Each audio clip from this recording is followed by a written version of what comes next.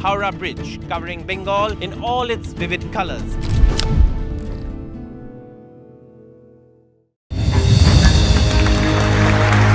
I now request the Honorable Prime Minister to launch NDTV World and address the summit. It was the grand launch of NDTV World by Prime Minister Narendra Modi. NDTV World, as he laid out his vision for the India century at the NDTV World Summit. ऐसी सदी जिसमें भारत के प्रयासों से दुनिया में स्थिरता आए, In the presence of those who are shaping our future. मेरी तरफ से आपको ढेर सारी शुभकामनाएं हैं। NDTV World, your new home for global news is here. NDTV proudly presents NDTV World Summit 2024, the India Century. I now request the Honorable Prime Minister to launch NDTV World and address the summit. Prime Minister Narendra Modi's inaugural session at the NDTV Summit outlined his vision for the India century, driven by aspirational India. हमारा प्रयास होगा भारत की century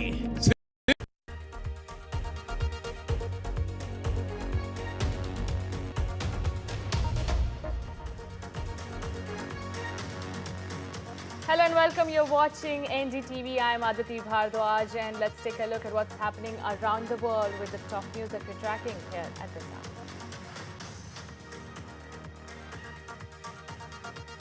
Sri Lanka set to vote in a second national election. Sri Lankan president eyes parliamentary win to reshape the debt-ridden island country.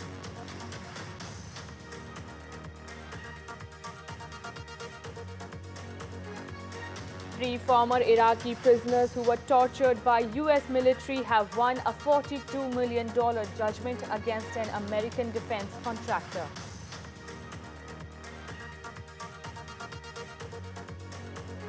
US President Joe Biden and President-elect Donald Trump meet at the Oval Office to begin a transfer of power after Trump won the historic 2024 elections.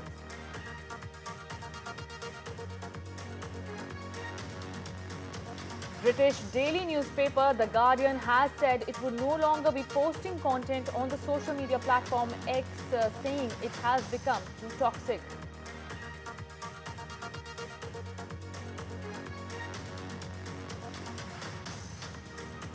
US President Joe Biden is set to meet Chinese President Xi Jinping on the sidelines of the Asia-Pacific Economic Cooperation Summit in Peru.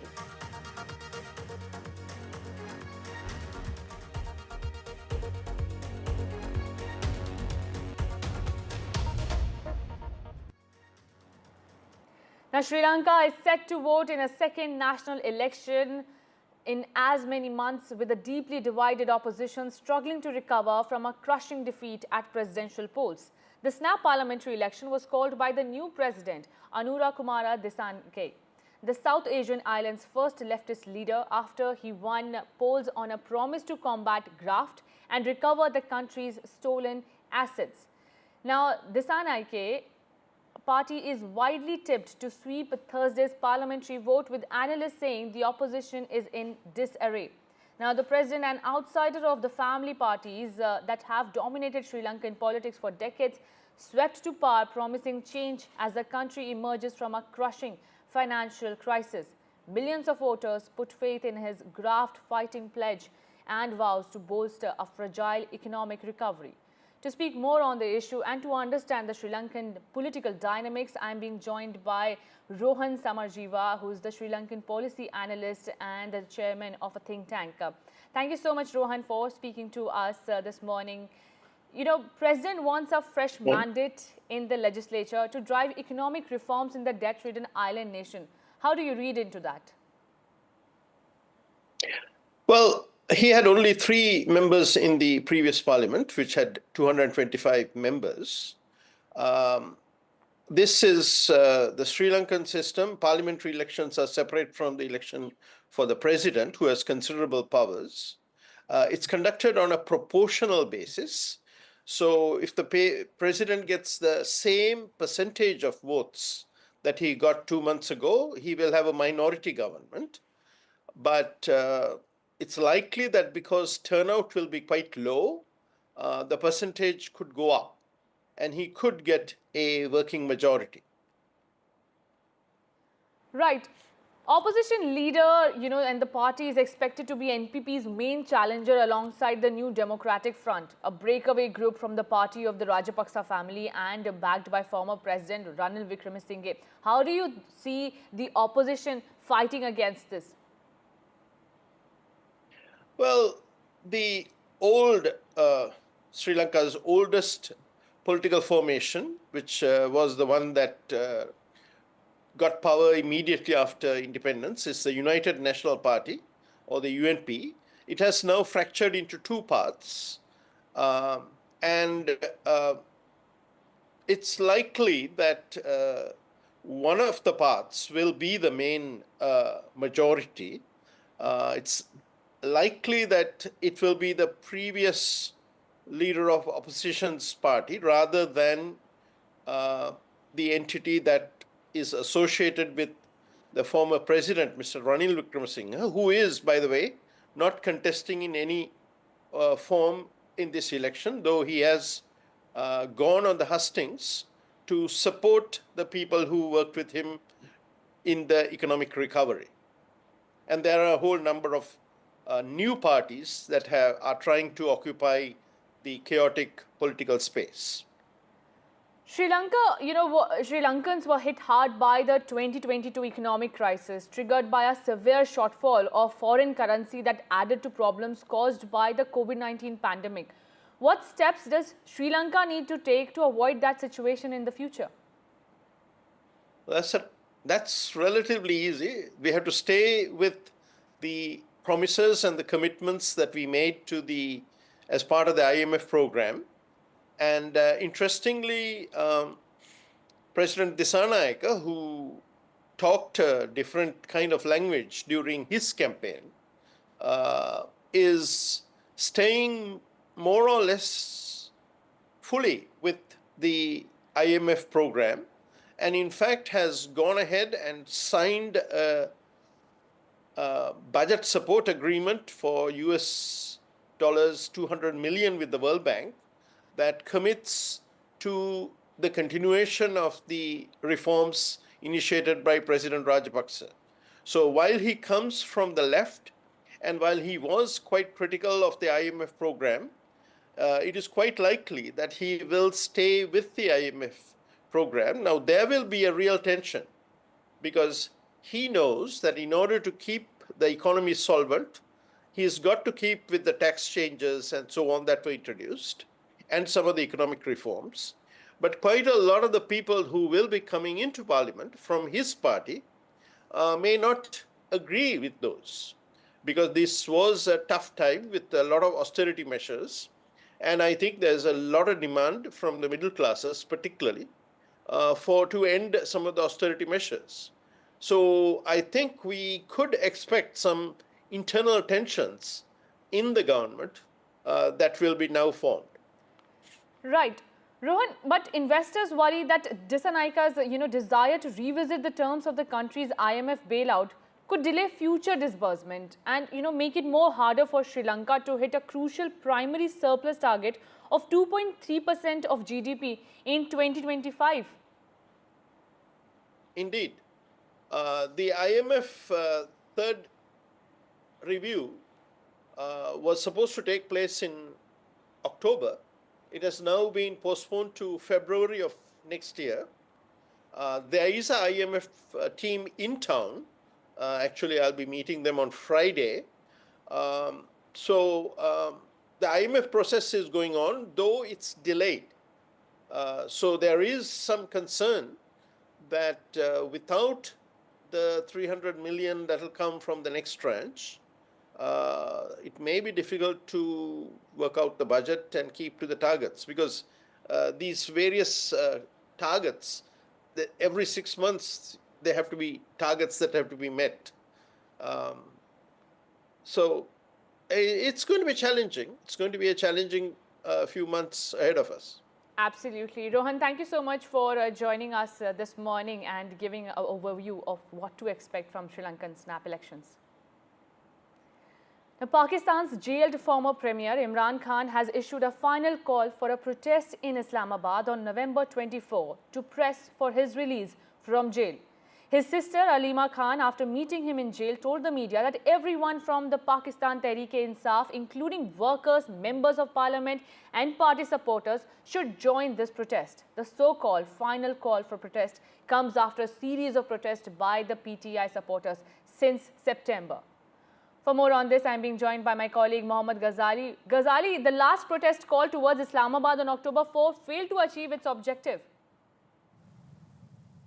And yeah, that is why Imran Khan is yet again trying to revive that culture of protest, or asking people to mobilize people to come on the streets and ensure his release. And that is why his sister, who met him yesterday, said that Imran Khan's appeal is to four categories of people: lawyers, doctors, students, and other people from society to come on the streets, press the government for his release. But it doesn't directly address the workers to press for his release, but he says that the protest is against the 26th Amendment of the Constitution, where the powers of the Supreme Court will be taken away. Now, the larger picture is that time and again, people have written him off in politics in Pakistan, but he is trying himself so that he should be released, or that will revive his career.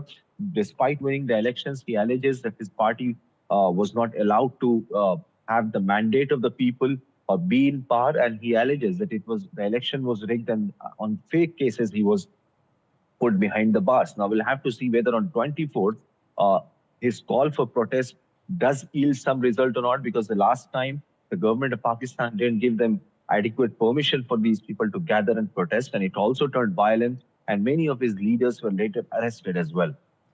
Ghazali, amid these desperate call for protest, we'll see and wait and watch how this, the future politics of and the political career of Imran Khan takes off from here. Thank you so much, Ghazali, for joining us with those details. Now, 3 former Iraq prisoners who were tortured by US military have won a $42 million judgment against an American defense contractor in connection with electrocutions, beatings and other abuses the men say they suffered at the infamous prison operated by the US military after the invasion of Iraq in 2003. American prison handlers came under fire for abuses at the prison outside Baghdad after the US took it over from the regime of Saddam Hussein. The photographs and reports of abuse led to several military investigations into such prisons that documented widespread mistreatment of detainees. Take a look at this report. Yeah, it's been 2 decades since the photos came out that sort of shocked the world at Abu Ghraib. They were sort of horrified prisoners, stacked in naked pyramids, subjected to electric shocks, all those sort of things, with U.S. soldiers smiling in the background. And so it was an earth-shaking story 20 years ago. And what we've had here now in Alexandria, Virginia, a jury has awarded $42 million to 3 of those detainees it's a verdict against a U.S.-based military contractor, CACI. CACI provided the interrogators. They provided civilian interrogators to supplement the military effort at Abu Ghraib. And the jury found that those interrogators were complicit and conspired with the military police to soften up detainees for questioning with abusive treatment. These 3 plaintiffs in this suit, they weren't depicted in any of those photos, but what they described happening to them was very similar. They said they were beaten. One said he was sexually assaulted. They said that they were forced to be naked for extended periods of time. They were threatened with dogs. That was what they described in their testimony at trial. Now, CACI, there was never an allegation that the CACI interrogators were the ones who explicitly inflicted this abuse on the detainees. But the theory was legally, it was sort of a conspiracy. And this was the first time that a U.S. jury heard these cases in a civil lawsuit. and it had been kicked around in appeals courts for 15 years. And CACI had thrown up a bunch of different defenses, some sort of factual defenses and some sort of legal defenses. They said that it involved state secrets. They said that they were entitled to immunity. And they had some success on these things. There were different times that this case was, in fact, tossed out of court, but it was revived on appeal. So it was up and down, back and forth between the appeals courts for 15 years. Certainly the plaintiffs and the plaintiffs' lawyers, a nonprofit group called the Center for Constitutional Rights, they filed this lawsuit on the plaintiffs' behalf. They, of course, celebrated the verdict and said that it does send a message to contractors that they need to be responsible for their actions in war zones. Now, US President Joe Biden and President-elect Donald Trump met at the Oval Office to begin transfer of power after Trump won the 2024 elections in a historic comeback. On meeting, Biden told Trump that he looked forward to a smooth transition in January, assuring his predecessor he would make sure he was properly accommodated when he retakes the White House. Future First Lady Melania Trump was not part of this customary meet, a point that was majorly noted by some. Now listen in to what the Biden and Trump meet looked like, while my colleague Jessica Stone reports more. Well, Mr. President-elect and former President and Donald, congratulations. And looking forward to having like we said, a smooth transition. Do everything we can to make sure you're accommodated, what you need. And we're going to get a chance to talk about some of that today. So good. Welcome Thank you back. very much. And thank you very much. And politics is tough, and it's many cases not a very nice world, but it is a nice world today, and I appreciate it very much. And a transition that's so smooth, it'll be as smooth as it can get, and I very much appreciate that, Jim. You're welcome. President Joe Biden welcomed incoming President Donald Trump back to the Oval Office, shaking his hand in front of a roaring fire, the two exchanging comments about a peaceful transition of power, Joe Biden offering his administration's help in that effort, saying he'll do whatever he can to make for a smooth transition. Trump responding that politics is a tough game and said that he appreciated the efforts that Biden is making. Now, Melania, Trump's wife, was noticeably absent from this exchange. She did not come to the White House with Trump, Trump coming alone and being greeted by Dr. Jill Biden and President Joe Biden. Dr. Jill Biden did give him a letter, handwritten, to Melania, congratulating her on her win and welcoming her to the White House. Meantime, Trump continues to nominate more loyalists to his cabinet. Those include Pete Hegseth to the defense secretary position. He's a former Fox News host. We also know that Kristi Noem has been nominated, a South Dakota governor who campaigned with the president, and she has been nominated to the position of Homeland Security Chief. And Congressman Mike Waltz, a former Green Beret and a Republican congressman, has been named to the position of National Security Advisor. VOA asked him about ending the Ukraine war just a few minutes ago here on Capitol Hill, and he responded, quote, "The president has been very clear in terms of getting both sides to the table and ending the war." Now, in the series of decisions that the Trump administration is taking in appointing new people, Trump taps Matt Gaetz for Attorney General position. Now, Gaetz' nomination is one of the most significant to date. As Attorney General, he would be the country's chief law enforcement officer and oversee the legal positions that the government takes on key issues, including abortion, civil rights laws, and First Amendment issues. Meanwhile, former Democrat Tulsi Gabbard, who has opposed U.S. support for Ukraine, met Syria's President Bashar al-Assad as the incoming Director of National Intelligence.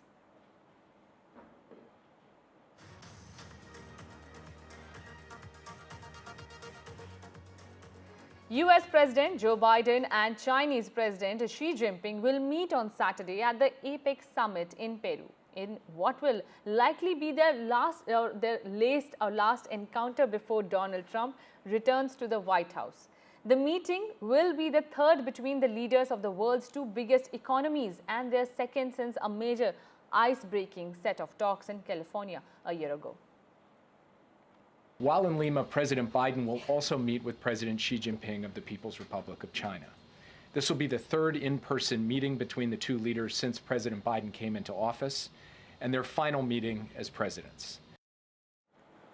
And now Israeli forces launched fresh strikes across the southern and central Lebanon, including against targets in a southern suburb in Beirut.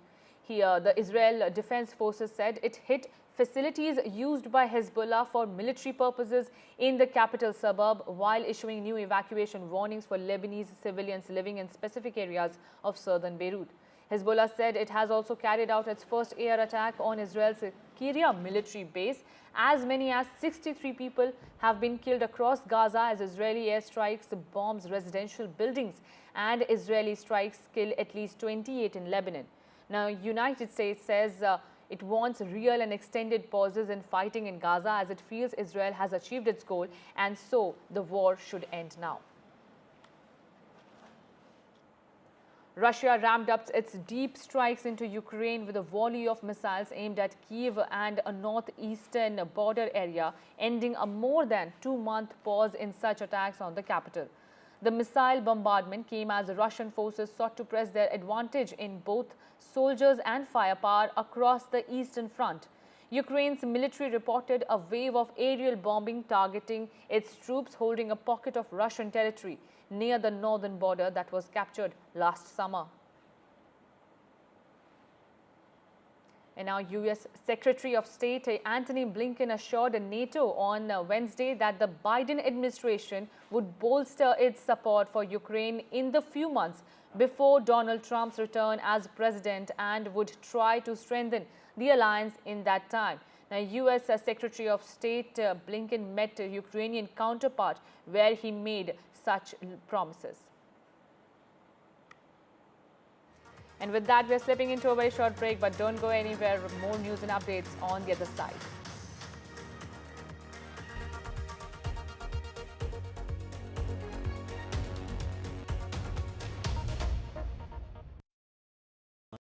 Stay informed and entertained with the new and updated NDTV News app.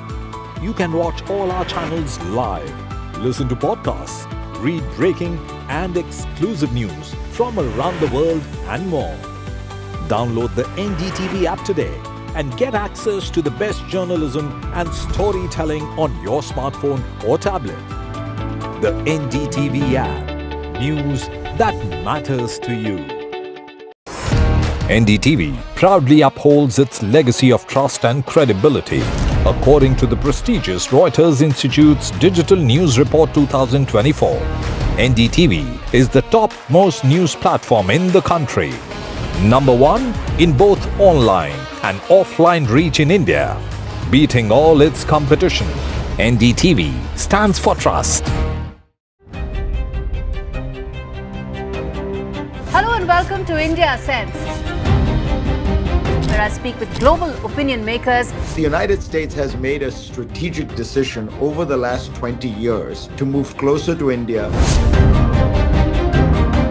So a $7 trillion economy seems a perfectly conceivable number. If you want to be a national party, it's that you sort of accept the way the world is rather than want to endlessly hark back to how it was. Modi is promoting the digitization of the economy, which is accelerating growth in the country. I want to thank the American people for the extraordinary honor of being elected your 47th president. Donald triumphs. What does Trump's win mean for America, for the world, for the wars, and for India-US relations? Non-stop coverage on NDTV. Top analysts and voices from the ground. Extensive coverage on NDTV.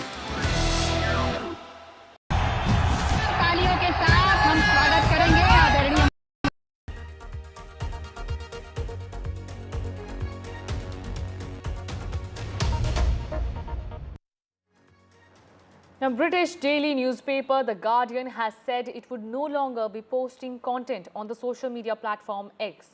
The newspaper posted a statement on its website explaining the decision.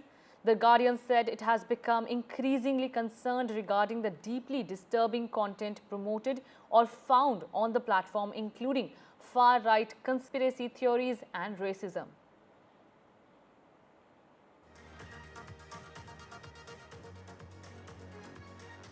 Now, US inflation ticked higher in October 2024 amid higher costs for shelter after having soared in September to their lowest pace since 2021, which led Wall Street to lower its bets for the US Federal Reserve's definite interest rate cuts in 2025.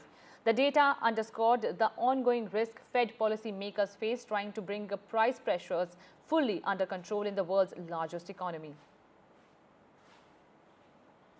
As per reports, Special Counsel Jack Smith intends to step down before President-elect Donald Trump takes office and is discussing the mechanics of winding down the federal prosecutions against him with the Justice Department leadership.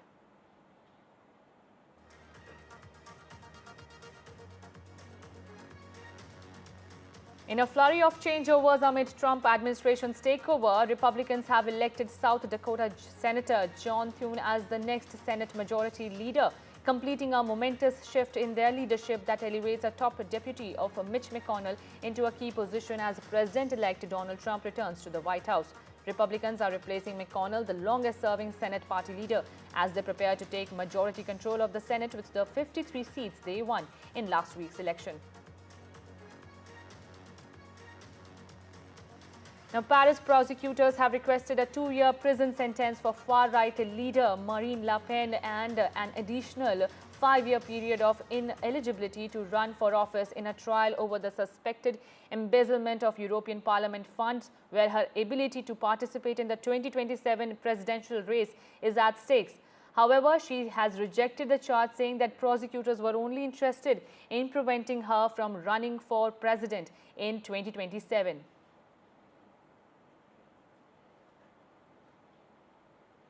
Now, amid escalating regional tensions, voters in the self-declared state of Somaliland voted on Wednesday in its 4th general election since its 1991 break from Somalia.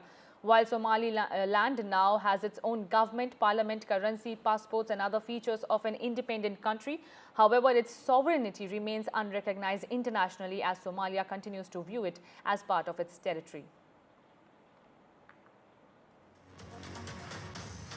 And with that, it's a wrap from my side on this news edition. More news and updates on the other side.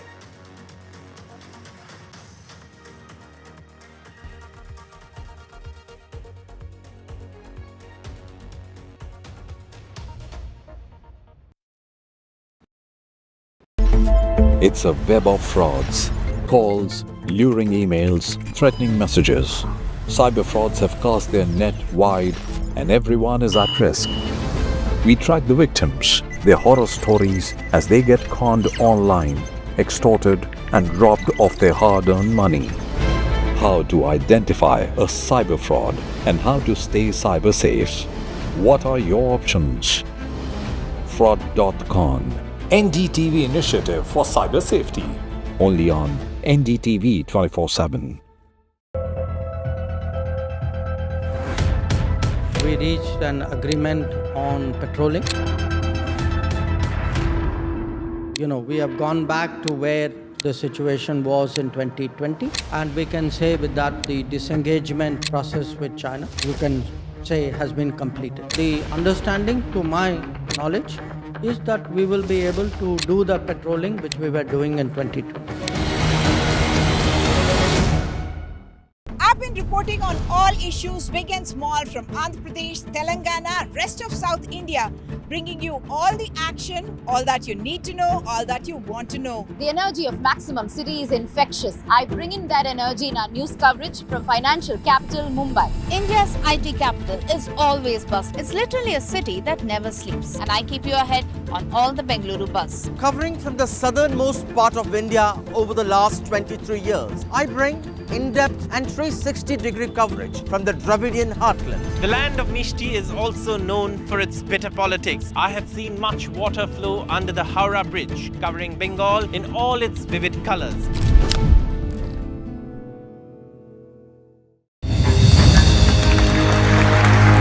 I now request the Honorable Prime Minister to launch NDTV World and address the summit. It was the grand launch of NDTV World by Prime Minister Narendra Modi. NDTV World, as he laid out his vision for the India century at the NDTV World Summit. ऐसी सदी जिसमें भारत के प्रयासों से दुनिया में स्थिरता आए। In the presence of those who are shaping our future. मेरी तरफ से आपको ढेर सारी शुभकामनाएं हैं। NDTV World, your new home for global news is here.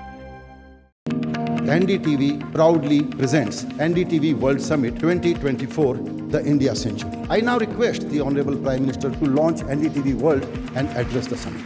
Prime Minister Narendra Modi's inaugural session at the NDTV Summit outlined his vision for the India Century, driven by aspirational India. हमारा प्रयास होगा भारत की century सिर्फ भारत की नहीं बल्कि पूरी मानवता की जीत की सेंचुरी बने। The summit brought together prominent global leaders, highlighting India's pivotal role on the world stage. Not just Indians trusting India's leadership, but the global South especially trusting India's leadership. Permanent seat on the UN Security Council is something that should be India's right. Canada is concerned, I think there are some very specific issues. I think a lot of people know that. AI is going to be one of the most important, drivers. It's a very exciting time for India, Indian cinema as well at a global level. NDTV World Summit was more than just a conversation. It was a confluence of ideas poised to shape our global future.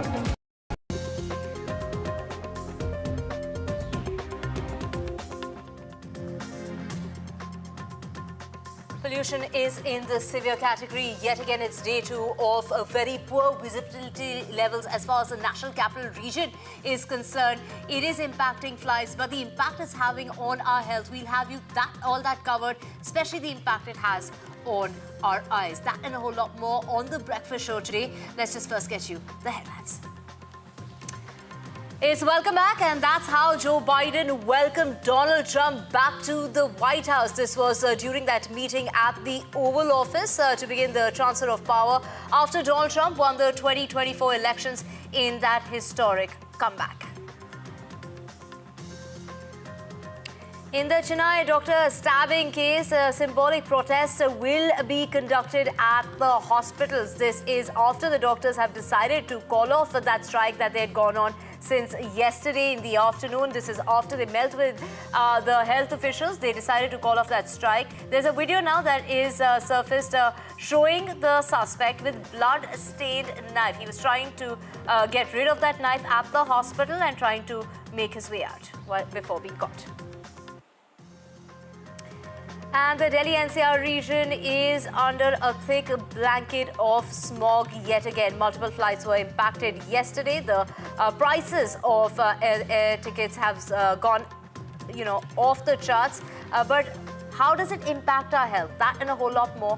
We will get you all the details of how you can protect your eyes. Exorbitant airfares, of course, the safety of passengers is paramount, but how unfair is it for the poor passenger to burn a hole in his pocket during these unforeseen circumstances?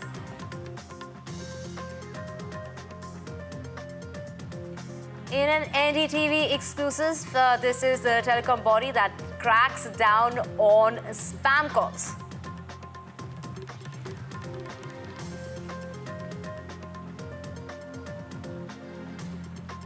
And in a major crackdown, Telangana Cyber Security Bureau has arrested 48 people, including 38 mule account holders who allowed their accounts to be knowingly misused.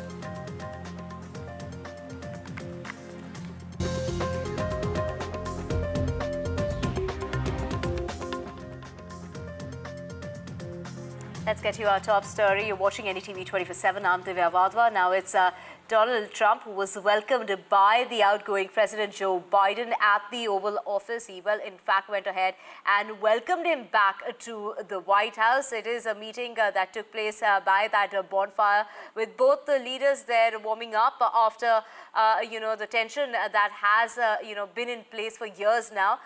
They have spoken about the transfer of power, and this is after Donald Trump won the 2024 elections in that historic comeback.